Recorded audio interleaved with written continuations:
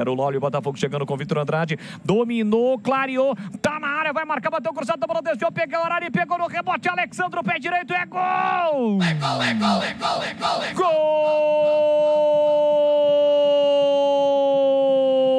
Gol do Botafogo! Botafogo!